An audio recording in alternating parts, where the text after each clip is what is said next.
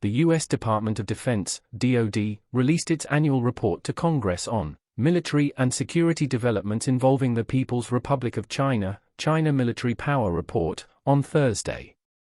People familiar with China-US relations know that since 2000, the Pentagon has issued this report every year, which basically compiles some public information, including media reports with unknown sources, into a collection of annual China threat theories in a bid to request funding from Congress and deceive allies into buying US weapons. As a result, one can imagine the level of professionalism in this report. The China Military Power Report can be roughly divided into three parts. First, it assesses China's current military capabilities without any real basis. Second, it selectively hypes China's military activities over the past year. Third, it distorts and speculates about China's military intentions. This year's report has an additional section, complaints about China's resistance to military communications with the US.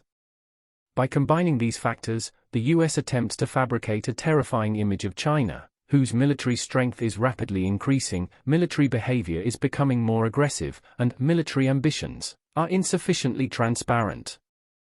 All the malicious speculations and smears about China's military in the report are far from the reality of China's military situation, but instead resemble a reflection of the US military itself. The Pentagon's report always focuses on China's modernization of its nuclear capabilities, and makes groundless speculations and comments on the situation in the Taiwan Straits. It is worth noting that this year's report claims that the DoD estimates that China possessed more than 500 operational nuclear warheads as of May 2023, on track to exceeding previous projections, and that China will probably have over 1,000 operational nuclear warheads by 2030. In the 2020 report, the DoD made its first public estimate of China's nuclear warheads, and said its nuclear arsenal was slightly more than 200. In just 3 years, the number of China's nuclear warheads in the US report has more than doubled. Common sense dictates that on such a significant issue, the US report has not shown the required rigor.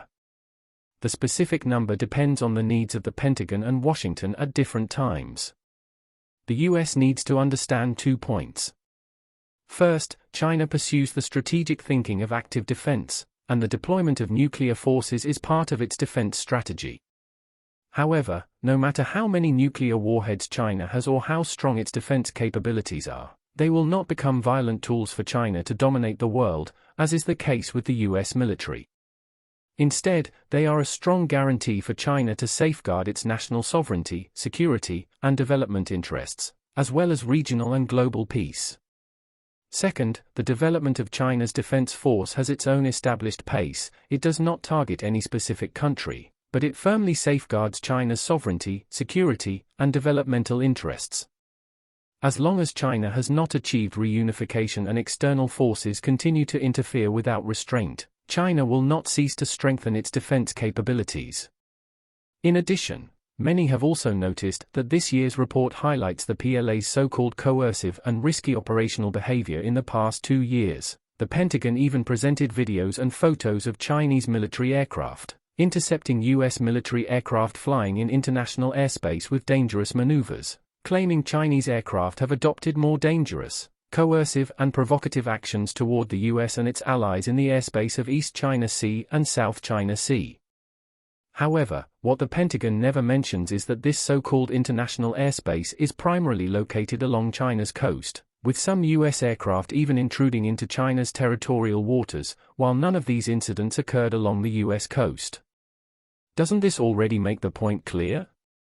If we were to reverse the situation, in an atmosphere where even harmless balloons create a sense of impending crisis in Washington, the reaction from the US side would likely be far more significant if Chinese warships or aircraft appeared in international waters, an airspace outside San Francisco Bay, beyond just what is termed dangerous intercepts.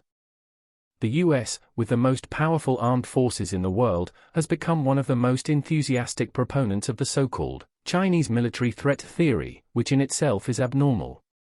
If the US had no ill intentions toward China, has no desire to interfere with China's reunification efforts, and has no intention of conflict or suppression, it would not perceive such a strong threat from China's peaceful armed forces.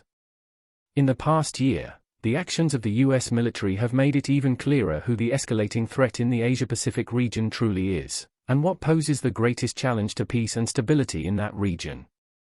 At roughly the same time as the report's release, multiple US military bases in the Middle East came under consecutive attacks. The US State Department also issued a rare worldwide caution alert citing potential for terrorist attacks, demonstrations, or violent actions against US citizens and interests. All of these factors indicate that the real danger facing the US does not actually stem from its imagined challenge to its position of leadership by China.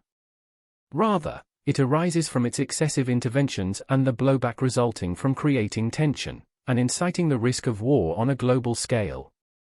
This is what the US truly needs to pay attention to and reflect upon.